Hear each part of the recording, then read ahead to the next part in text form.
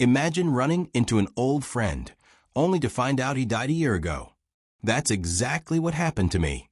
At first, I thought it was some kind of mistake, a bad joke. But then, the more I searched for the truth, the more I realized something wasn't right. And when I finally went to his grave, I wish I never had. Before we start, make sure to subscribe to my channel for more terrifying stories. Hit that like button if you love eerie mysteries, and leave a comment if you've ever experienced something unexplainable. Now let's begin. That day felt just like any other, routine errands, random thoughts swirling in my head. I was walking down the street when I suddenly noticed a familiar face. He was standing across the road, staring at the window display of a bookstore. My heart skipped a beat in surprise. It was Andre, an old friend of mine. We hadn't seen each other in at least 5 years, maybe more. We used to be close, but life took us in different directions. I slowed my pace and, without thinking, crossed the street toward him. "Andre," I called out with a smile. He turned his head slowly, his gaze briefly passing over me. But there was no recognition in his eyes, just a distant, cold expression, as if I was a complete stranger. "Hey," he said, his voice quiet and hollow. "You don't recognize me? We used to hang out all the time." I chuckled, thinking maybe he was just caught off guard. Andre hesitated for a second, as if searching his memory. Then he shook his head. "Sorry, I don't remember." A strange unease settled in my chest. Could he be sick? Had something happened to him? "Come on, Andre, it's me. We used to work together, party together. You really don't remember?" He looked at me again, his expression completely blank. "No, sorry." Then, without another word, he turned around and walked away, his pace quick and determined. I stood frozen in place, feeling an odd sense of emptiness. What just happened? Had he truly forgotten me? Or was he pretending? At that moment, I had no idea that this strange encounter was only the beginning of something far more terrifying. Andre's reaction stayed with me long after he disappeared into the crowd. The way he looked at me, blank, detached, almost hollow, felt wrong. It wasn't just forgetting an old friend. It was as if I had never existed to him. That night, I couldn't shake the feeling of unease. Maybe he had suffered memory loss? Some kind of accident? I decided to check social media, hoping to find some clues. I searched for his profile, scrolling through old pictures, trying to see if anything looked unusual. But his account hadn't been updated in over a year. That struck me as odd. Andre used to post frequently pictures of his trips, meals, random thoughts. Now nothing. A strange thought crossed my mind. What if something had happened to him? I hesitated for a moment before typing his name into a search engine. At first, there was nothing unusual. Old articles, work-related mentions, some event photos. Then, I saw something that made my breath catch. A news article. My hands felt cold as I clicked on the link. "Local man found dead in apartment fire, Andre K." The article was dated a year ago. I read it over and over, my brain refusing to process the words. It couldn't be real. I had just seen Andre today. I had spoken to him. He had looked me in the eye. I scrolled further down. The article stated that Andre had died alone in his apartment due to a fire caused by an electrical short circuit. His body had been found after neighbors reported smoke coming from his window. A cold shiver ran down my spine. If Andre had died a year ago, who the hell did I talk to today? I sat frozen, staring at the article on my screen. My mind screamed that it had to be a mistake, a mix-up, some kind of sick joke. But no matter how many times I reread it, the words stayed the same. Andre was dead, but I had seen him, spoken to him. My heart pounded as I tried to recall every detail of our encounter. His voice, his expression, the way he moved, it had all seemed real. But then I remembered something unsettling. His eyes. There had been something empty in them, like he wasn't completely there. And now, knowing what I knew, the way he didn't recognize me made terrifying sense. I needed proof. Digging through my phone, I found the number of an old mutual friend, Dimitri. If anyone could confirm this madness, it was him. I hesitated before pressing call. The ringing felt like an eternity. "Hey man, Long time no talk. Dimitri's voice came through, casual, unaware of the horror eating away at me. Dimitri, I exhaled, gripping my phone. Listen, I need to ask you something. It's about Andre. A brief silence. Then a heavy sigh. Yeah, I know. It's still hard to believe. So it's true. I asked, already knowing the answer, but still desperate for a different reality. Dimitri's voice turned somber. Yeah, it's been a year. You were at the funeral, weren't you? My stomach dropped. I was at his funeral? The memory came crashing back. A rainy day, a black casket, Andre's mother sobbing as people lowered him into the ground. I had been there. I had said goodbye. And yet, I had seen him today. I swallowed hard. Dimitri, you won't believe me, but I saw him today. I talked to him. Another silence. Then a laugh. You're messing with me, right? I swear on my life. Dimitri's laugh faded. That's not funny, man. I'm not joking. My voice was shaking now. He looked exactly the same. Just off, somehow. Dimitri inhaled sharply. Where did you see him? I told him about the bookstore, the blank stare, the way Andre walked away, like I was a stranger. Dimitri didn't respond for a moment. When he finally spoke, his voice was quieter. There's no way, he muttered. I saw his body in the casket, man. You saw it too. I gripped my phone tighter.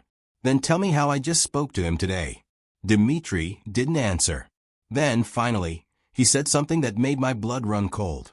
You're not the first one to say this. I stared at my phone, gripping it so tightly my knuckles turned white. What do you mean I'm not the first one? My voice came out hoarse, barely above a whisper. Dimitri hesitated. I could hear his breathing on the other end, uneven and shallow, like he was debating whether to tell me something I wasn't supposed to know. Finally, he sighed. A few weeks ago, someone else said they saw him too. A cold shiver ran down my spine. Who? His cousin Maxim. He swore he saw Andre walking near their old apartment complex. He even called out to him, but Andre just turned the corner and disappeared. Maxim chased after him, but by the time he got there, the street was empty. I swallowed hard. Why didn't you tell me? Dimitri let out a bitter chuckle. Because I thought he was just seeing things.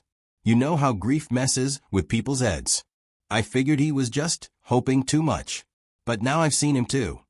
My own words felt unreal, like I was speaking about someone else's life, not mine. There was another long pause. Then Dimitri whispered, what if it really was him?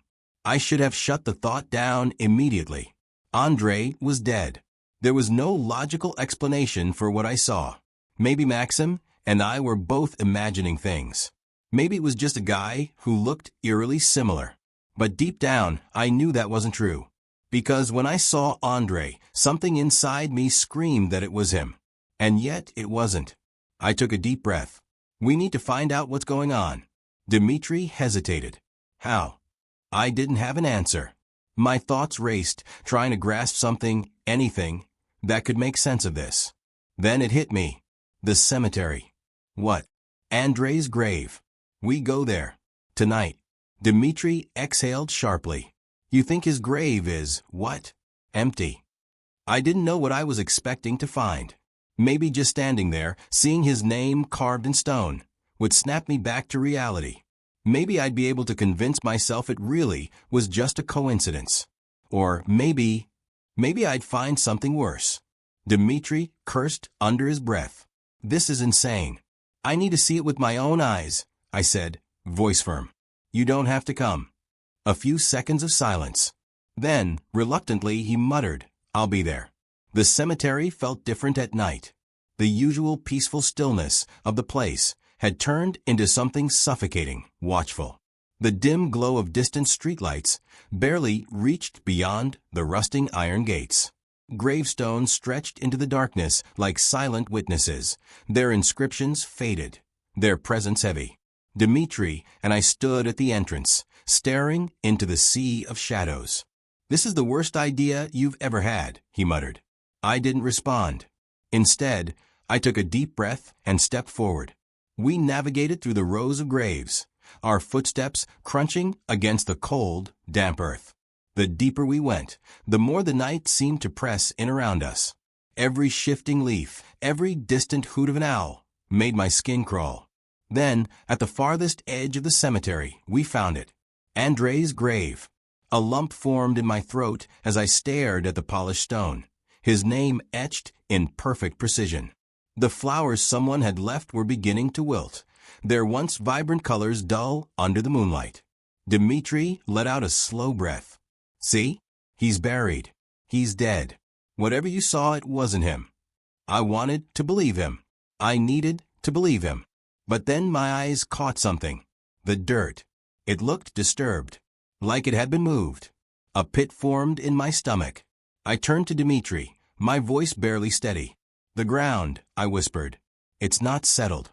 Dmitri followed my gaze and immediately stiffened. He shook his head. "It's probably just a sound. A faint, almost imperceptible rustling beneath the ground." We both went silent. Then, a thump. From inside the grave. My breath caught in my throat. Another thump. Louder this time. Something was inside, and it was trying to get out. The sound was faint at first. A soft, almost hesitant thump beneath the dirt. But then it came again. Louder, more deliberate. Dmitri and I stood frozen, our breath caught in our throats. Thump. The soil on Andrei's grave trembled. Tiny grains of dirt shifted, almost imperceptibly, but I saw it. My stomach twisted into a knot so tight it hurt. Dmitri grabbed my arm. "Tell me you saw that." I swallowed hard. I saw it. Another thump, and this time the ground actually bulged. That was it. That was my breaking point. "We're leaving." My voice was barely above a whisper, but the urgency in it was undeniable. Dmitri didn't argue. He just nodded, his face pale, and we turned to run. Then we heard it. A low, ragged exhale. Not from behind us. Not from the side. From below. Something was breathing under the earth. And then, the dirt split. A skeletal hand, thin and trembling, pushed through the soil. I don't remember screaming, but my throat burned. Dmitri grabbed my jacket and yanked me backward, so hard I almost fell. The hand kept crawling out. First the wrist, then the forearm. The fingers twitched, dirt crumbling from the bones.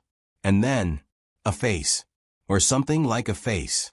It was Andrei, but it wasn't. His skin was stretched too tight over his skull, his lips dry and cracked, his eyes hollow and sunken. He opened his mouth, and a choked, unnatural sound came out, like he was trying to speak, but had forgotten how. Then his head snapped toward me. He saw me. Andrei's lips twisted into something that should have been a smile, but wasn't. It was too wide, too wrong. Then he whispered, "You shouldn't have come." I turned and ran. Dmitri was right behind me, cursing under his breath, but I couldn't focus on anything except getting out. My heartbeat pounded in my ears. The gravestones blurred as I sprinted past them. Behind us, I heard the sound of dirt shifting, of something crawling out. We didn't stop. Not until we reached the cemetery gates, not until we slammed through them and kept running until we saw streetlights again. Only then did I dare to look back. The cemetery was silent. Andrei was gone. Or maybe he'd never really been there to begin with. That was a week ago. I haven't slept properly since. Every time I close my eyes, I see him, standing there, looking at me with that twisted, wrong smile. Dmitri refuses to talk about it. We made an unspoken agreement never to go near that cemetery again. But sometimes, late at night, I get this feeling, like someone's watching me. And last night, I swear I heard a knock at my window. But I live on the 7th floor. Did you enjoy the story? There are even more terrifying tales on my channel. Don't forget to like, subscribe, and leave a comment. Your support helps me bring you more spine-chilling stories. What would you do in my place? Let me know in the comments.